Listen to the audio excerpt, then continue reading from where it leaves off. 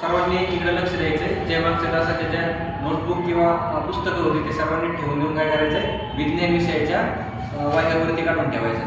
तर विद्यार्थी मित्रांनो इकडे लक्ष द्या. मला तुम्ही सांगू शकता का आपण रोज जगण्यासाठी आपण काय काय यूज करतो किंवा कसं कोणकोणते घटक यूज करतो जगण्यासाठी? सांगू शकता कोणी? आपल्याला जगण्यासाठी अन्न, वस्त्र, निवारा या मूलभूत घटकांची आवश्यकता असते. ओके, मानवाला जगण्यासाठी अन्नाची मुख्यतः गरज असते. कारण जर अन्न जर नाही भेटलं तर काय होईल? कोण सांगतंय? अन्न जर भेटलं नाही तर सांगा. माणूस जास्त काळ जगणार नाही. जर अन्न भेटलं नाही माणसाला तर माणूस काय होईल? जास्त काळ जगणार नाही. आलं लक्षात? आणि हे जे अन्न आहे, अन्न काय आहे? हा मानवाला जगण्यासाठी असणारा महत्त्वाचा घटक आहे. तर या घटकाचा आशय घेऊन आज आपण सजीवांचे पोषण हा पाठ अभ्यासणार आहोत.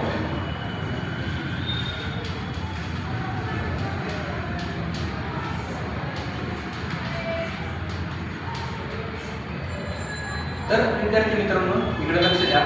जो सजीव किंवा कुठलीही वनस्पती किंवा प्राणी ज्यावेळेस अस्तित्वात येते तेव्हापासून तिला जगण्यासाठी अन्नाची गरज असते. आणि हे अन्न तयार करत असताना वनस्पती स्वतः काय करतात? स्वतःचं अन्न तयार करतात. म्हणून वनस्पतींना काय म्हटलं जातं?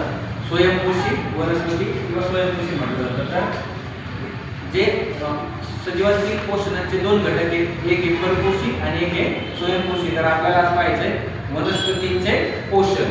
तर आपला जो घटक आहे किंवा पाठ्य घटक आहे तो आहे वनस्पतींचे पोषण. वनस्पतींचे पोषण.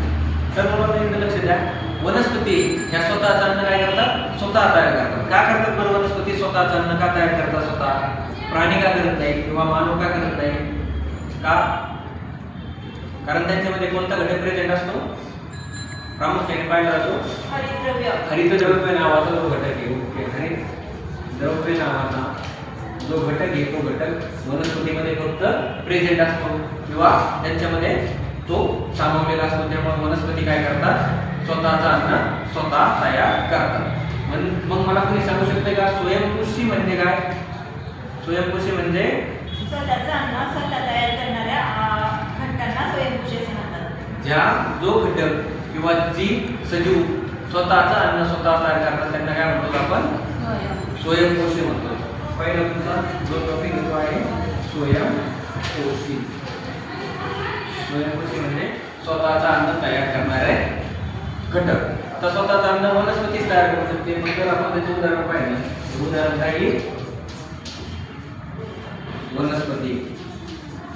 आता ही जी वनस्पतीमध्ये स्वतःचं अन्न तयार करण्याची जी पद्धत आहे, या पद्धतीमध्ये एक रासायनिक अभिक्रिया होते आणि रासायनिक अभिक्रिया झाल्यामुळं वनस्पती काय करत असते?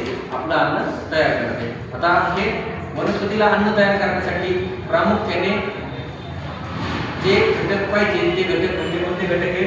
पहिला घटक असतो तो म्हणजे पाणी.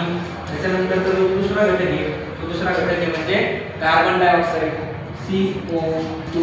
त्याच्यानंतरचा जो पुढचा घटक आहे तो घटक म्हणजे सूर्यप्रकाश, जो आपण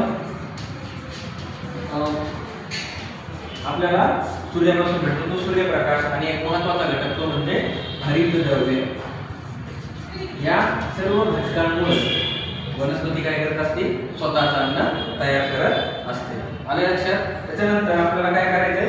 त्याचं समीकरण पाहायचं किंवा रासायनिक समीकरण पाहायचे की वनस्पती अन्न कशा प्रकारे तयार करते. मग आपल्याला पुढचा घटक आहे आपला समीकरण.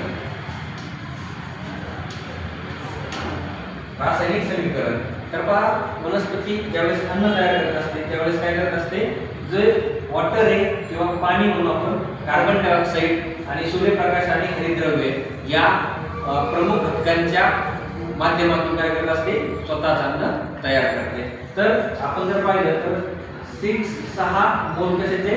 पाण्याचे 6 मोल. तर आपण H2O म्हणतो. H2O 6 मोल ऑफ H2O आणि 6 मोल ऑफ कार्बन डायऑक्साईड. 6 मोल कशाचे? कार्बन डायऑक्साईडचे घेतल्यानंतर.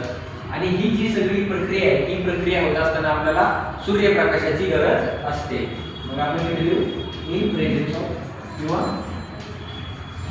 सूर्यप्रकाशाच्या उपस्थितीमध्ये काय करत असतो आपण अन्न तयार करत असतो आणि वनस्पतीतील सर्वात महत्त्वाचा घटक की जो अन्न तयार करण्यासाठी वापरला जातो तो म्हणजे हरितद्रव्ये. ज्यावेळेस आपण एवढ्या घटकांना मिळून ज्यावेळेस अभिक्रिया केली जाते त्यावेळेस पॉईंट्स ऑफ C6H12 आणि O6 म्हणजे ग्लुकोज